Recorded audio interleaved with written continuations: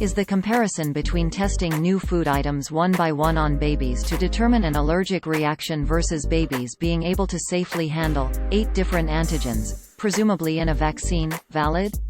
No, that's not true. Dr. James Cherry, a professor of pediatrics at UCLA, told Lead Stories vaccines do not overwhelm babies and that there is no comparison between vaccine schedules and food introduction tests for allergic reactions. The claim appeared in a Facebook post, on March 23, 2022. It opens, quote, "If you think a baby's immune system can safely handle 8 different antigens, toxins, bacteria, DNA, in one day, but when introducing food they should be fed one by one to catch an allergic reaction, you might be brainwashed." End quote. This is what the post looked like on Facebook at the time of writing. Source: Facebook screenshot taken on Tuesday, April 5, 21 hours 45 minutes and 44 seconds 2022 UTC.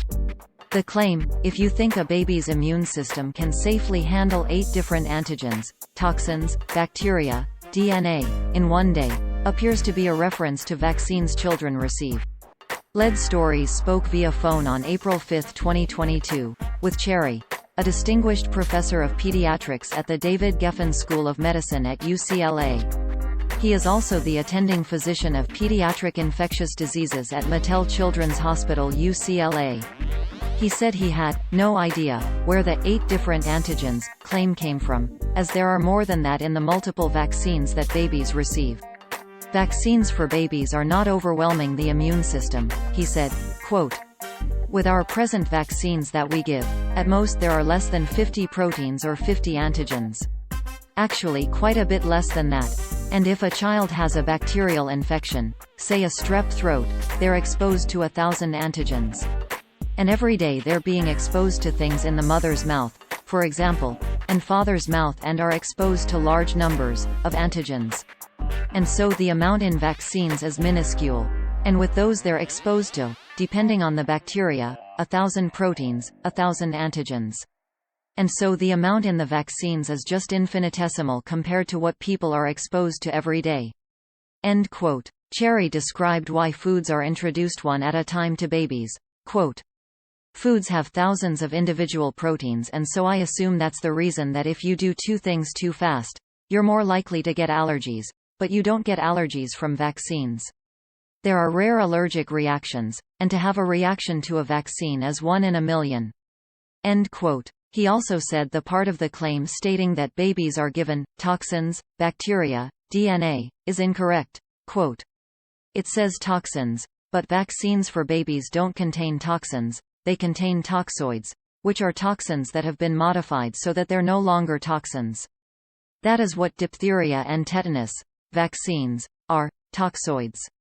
And almost none of our vaccines contain bacteria."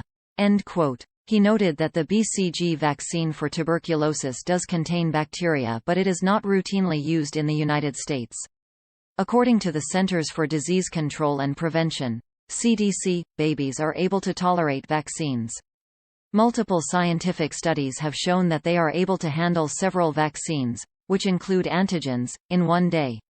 On a page titled, "How Vaccines Strengthen Your Baby's Immune System," the CDC says, quote, "Although children continue to get several vaccines up to their 2nd birthday and sometimes several in one office visit, these vaccines do not overload the immune system."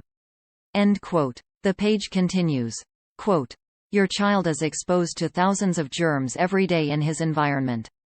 This happens through the food he eats, air he breathes, and things he puts in his mouth. Babies are born with immune systems that can fight most germs, but there are some deadly diseases they can't handle. That's why they need vaccines to strengthen their immune system. Vaccines use very small amounts of antigens to help your child's immune system recognize and learn to fight serious diseases.